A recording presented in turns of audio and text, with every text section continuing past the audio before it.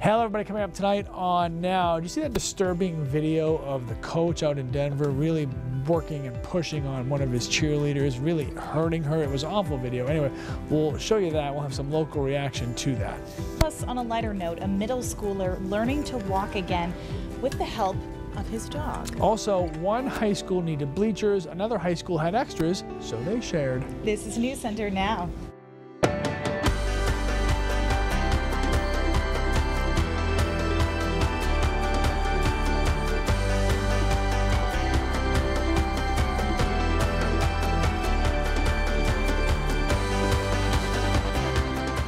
I have never seen that ever, not even anything close to that.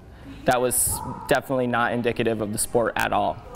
Outrage across the country, including here in Maine, at a shocking video involving a cheerleading coach in Colorado. Hello everybody, I'm Lee Goldberg. And I'm Amanda Hill. It just hurts to look at, doesn't it?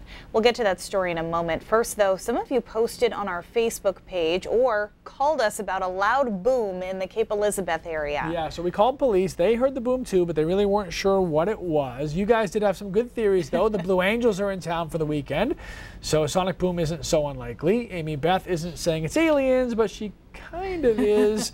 And then there's Rory, who actually got it right. It was a small earthquake.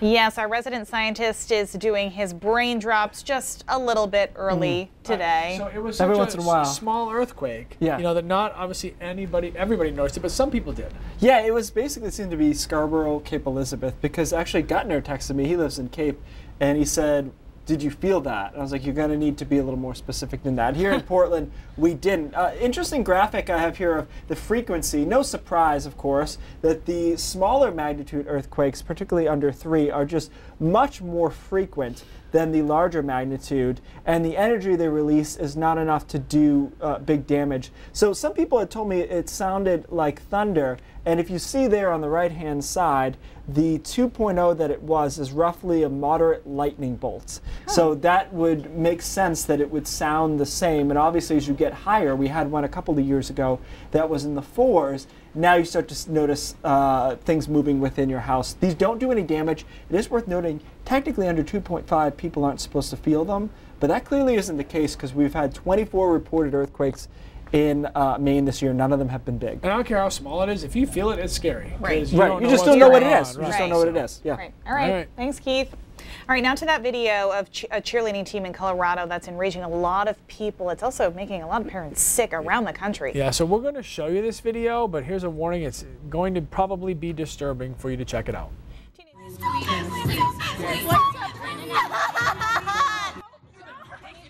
Forced into splits, held down by their teammates and coach. The young women scream out in pain and beg their coach to make it stop.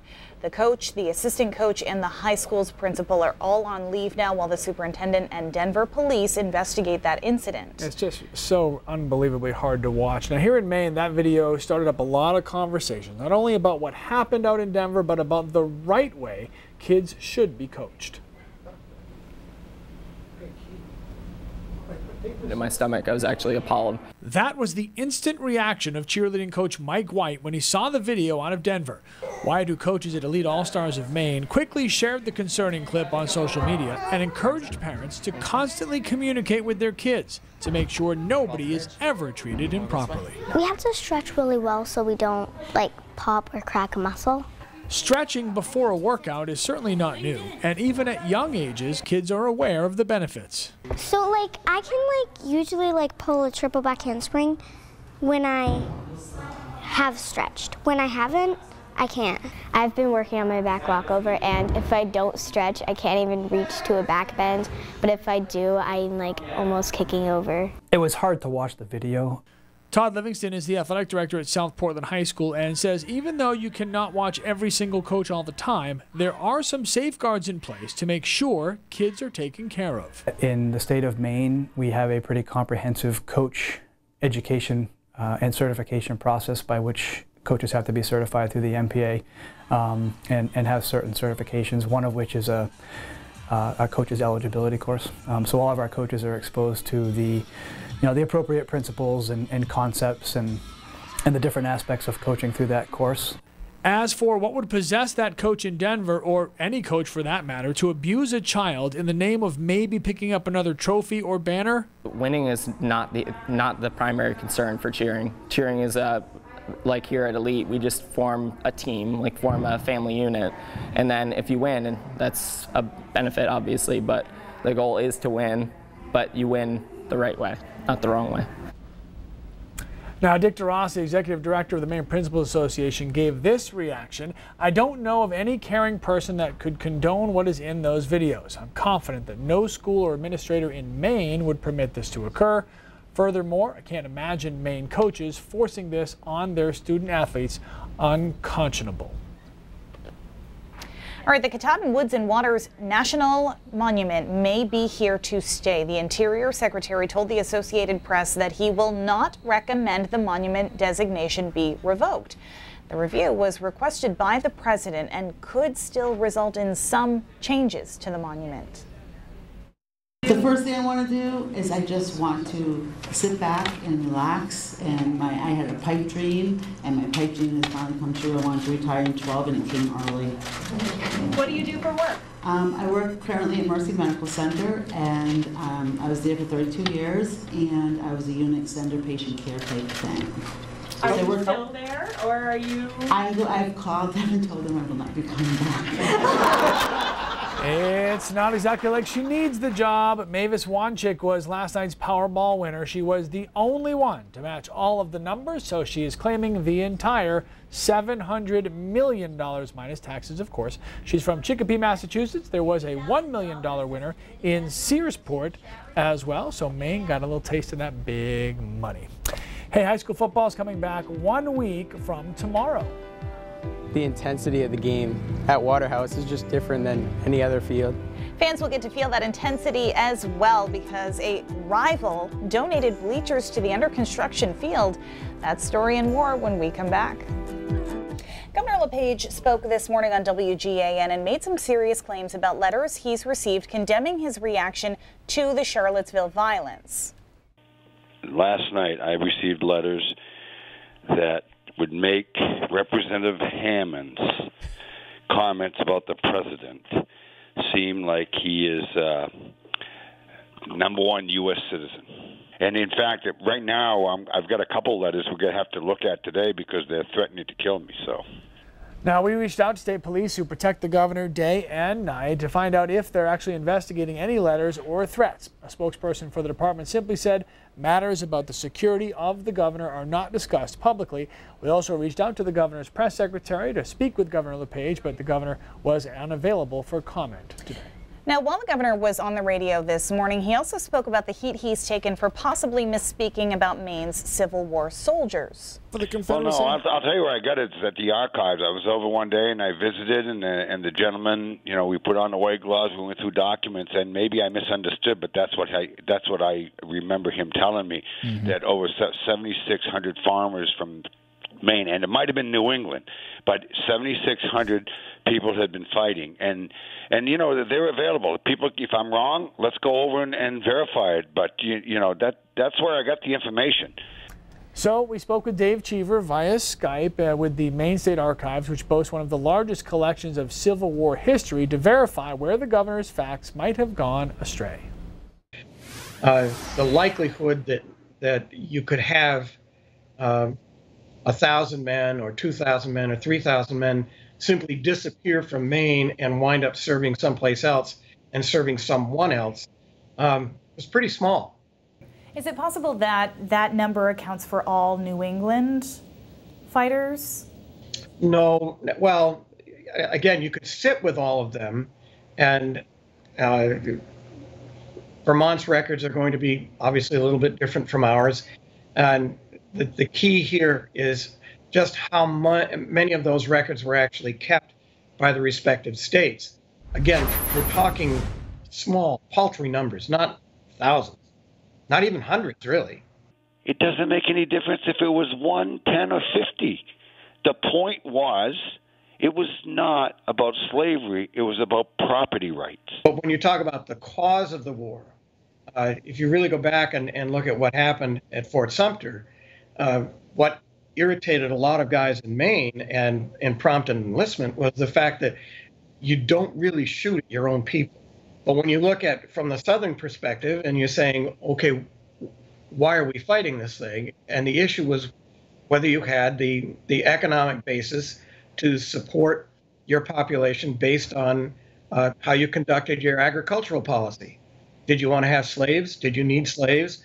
Or could you have a small family farm, such as were the vast majority of farms in Maine? We had no idea about the number of people that would be needed to work a cotton plantation, for example. We wouldn't know that. We didn't have any farms near that size. Ours were family farms. 48% of the guys who served in the Army from the state of Maine identified as their vocation that they were farmers. 48% of the Southern soldiers were not farmers. This is what I am so upset about, and it's heartbreaking for me, that the overwhelming majority of the people who fought for the Union Army or the Confederacy were doing what they were told by their governments. And it reminds me so much of the days of Vietnam. Oh, far, far more volunteered. This was an enlistment-heavy state. The draft, actually, if you want to get around to joking about this must have been a government program. There were 18,000 men initially identified by the census as being subject to the draft. 18,000 men. The number who actually served was 600. All right, we got a great story for those of you who love pets. Coming up, even if you don't love pets, you'll love the story because we rely on our pets for emotional support. But Wendy the Great Dane does much more than that. But without her, he probably wouldn't be walking. We will meet a boy who is standing on his own 2 feet with the help of his 4-legged support system. That story when we come back. And a week of mild weather to look forward to, but that's not good news for the drought. KC back with the forecast. A boy from Arundel will start middle school in just a few weeks, accompanied by his dog, a service dog named Wendy, who's helped 11-year-old Hunter Van Brocklin relearn how to walk. Yeah, Chris Costa spoke with Hunter and his family, and Chris, it took a while before Hunter could bring Wendy to school, it sounds like. Yeah, Lee and Amanda, it took a year of training walking at night after long days at school. But now Hunter can walk after doctors told him twice that he might not. And his family says that's partially because of their dog. That's true. Come on. The daily routine of walking the dog Good girl. is different for Hunter Van Brocklin. She helps with just about everything. Step by step, Hunter and his service dog, Wendy, are working on his stamina. To be able to walk further. Let's go. Hunter has cerebral palsy. He was born 14 weeks early, so he's worked for everything he's gotten.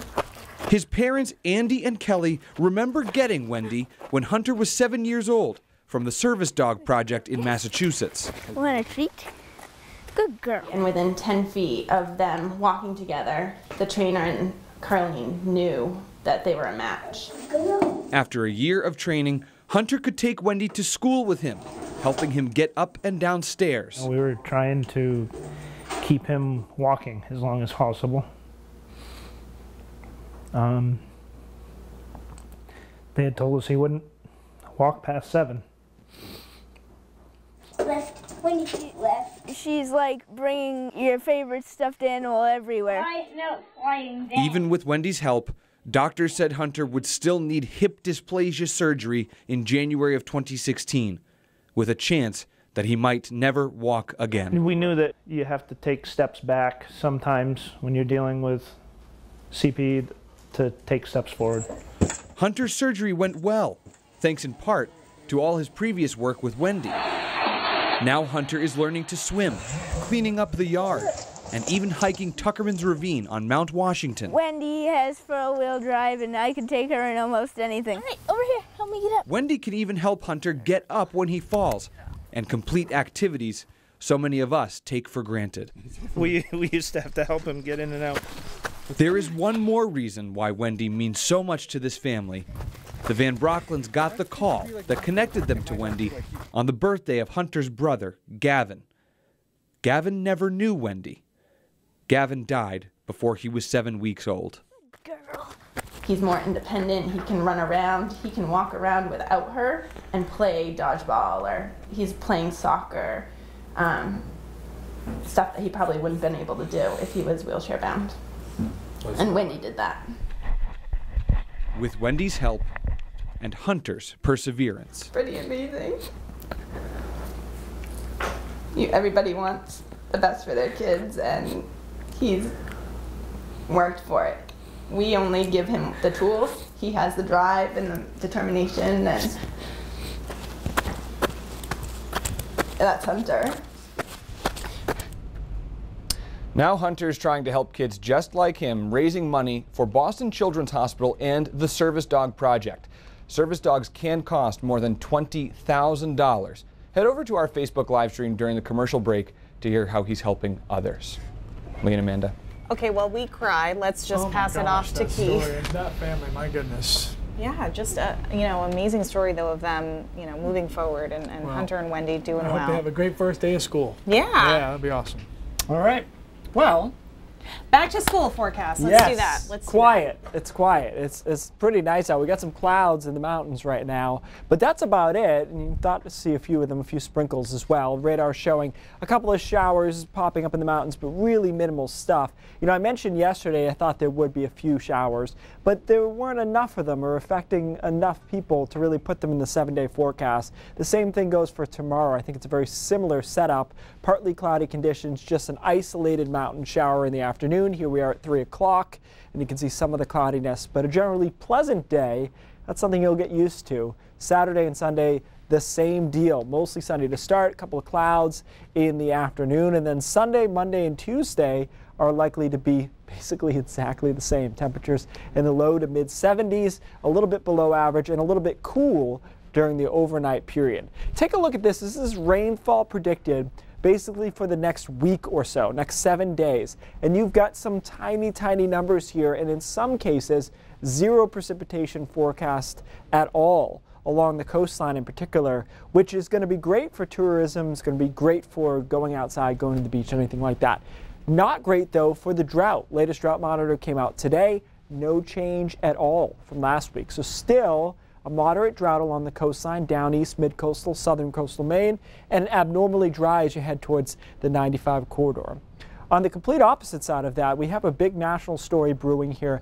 This is Harvey. It's a hurricane. You can see that eye clearing out in the last couple of frames. Harvey is getting a little out of control down here, now forecast to be a major hurricane, Category 3 or above when it makes landfall tomorrow night, early Saturday morning over Texas. This will be the first time that a major hurricane has hit the United States since 2005. Sharp contrast in our rainfall map I just showed you and their rainfall map for Texas. Some of the grid points in excess of 20 inches of rain. So I think that'll be a big story in the coming days, unfortunately, for the people of Texas. Couldn't be more opposite, though, here as we are dry all the way through the week. Again, as I mentioned, guys, a couple of days have an isolated sprinkle possibility that's in the 5 to 10% range. I just think it's misleading to even include it. But, don't be shocked if at some point in the next 7 days you get a little baby shower in there. But that's it. Okay. Low to mid 70s every day. I know. It's almost like you don't need me. Yeah, no, we're not going to say it. It's Maine, fine. Diego. Okay. All right, this is what Waterhouse Field in Biddeford looked like last spring. The bleachers were deemed unsafe and had to be taken down, leaving the fate of the storied field unknown. But thanks to some help from the community and from a neighboring school, football will return to Waterhouse Field for another season. Jessica Gagne has our story. When the 2017 football season kicks off, the Tigers will play where generations have played before them. The intensity of the game at Waterhouse is just different than any other field. The same grass. It's awesome. The same passionate crowd. The furthest fan away is only 49 feet. But the field as a whole will look a lot different. We've put up exterior fencing. A new scoreboard is on the way. The new lights are up. But as far as the home bleachers go, be prepared to make some adjustments. Construction equipment is covering the area, but fans will have a place to sit on the visitor side thanks to a former rival. We are very, very fortunate to have Massabesic bring in 600 seats for us. The Mustangs unveiled their new facility last year, complete with a turf field and new seating. It was about a 5-year process from conception to completion. They kept the old bleachers around and were happy to lend them to the Tigers to get their season started on the right foot. I mean, I think that the perception is that we're all rivals and it's kind of negative back and forth. I think just the opposite is true. I think that all the ADs work really closely together to try and help each other out. The bleachers, plus some major help from the community. Hundreds of thousands of dollars of donations and volunteering. Means Waterhouse Field will remain Tiger territory for the foreseeable future. It makes you very proud to be in a community like Biddeford. In Biddeford, Jessica Gagne, News Center. Okay, right now officials say they're trying to raise enough funds to put a synthetic field in at Waterhouse so that even the other fall teams can play there too. And it's such a great sports community anyway that even if you have to stand around the field, that'll kind of add to the atmosphere and the ambiance anyway. So there'll be seats eventually. Don't you worry about it. All right, we're not done yet, but when we are done, it's the lovely and talented Cindy Williams for 5:30. We've got a lot more local news coming up for you on News Center at 5:30. The Interior Secretary says he's going to recommend to the President that the federal government keep the Katahdin Woods and Waters National Monument in Maine. Secretary Zinke visited Katahdin Woods and Waters weeks ago, and he said today that he's going to recommend that it not be removed, but the monument isn't out of the woods yet. We're going to explain in the next half hour. And Mainers will look to the skies this weekend as the air show takes off. The famous Blue Angels are in town. A preview coming up. I was actually up there today. You can be driving along and all of a sudden, boom! Oh yeah, it scares you to death. A lot of people walking around like that. Yeah, well, you don't see them in your car until they're on top of you. Then you know. Then you know. All right, thanks, Cindy. All right, coming up, have you noticed something missing from your emoji selection? Yeah, so one gentleman from Maine has noticed that, and he's going to talk about a campaign to get the lobster emoji after the break. All right, let's say you go to an awesome seafood dinner, right? And you want to take a picture of your food, because that's what people do these days. You want to post it to Instagram. So hashtag yum, hashtag delicious, emoji shrimp, emoji wine. And then you're missing something. You're missing something. You know why? Because we're missing the lobster emoji. And one restaurant owner is trying to change that. He started a petition to get the lobster added in 2018 by the Unicode Consortium, the official emoji governing body, apparently. There is a thing? Apparently. The petition is called Let's Make the Lobster Emoji Happen, and it is posted to change.org. It's sponsored by Luke's Lobster. Of course, it has to be a lobster. I want to go back to the fact that there's a governing body for emojis. How do you get on that board? This is real life. Can we just submit our own emojis of us? I want a Lee and Amanda emoji. Yes. 5:30 starts now.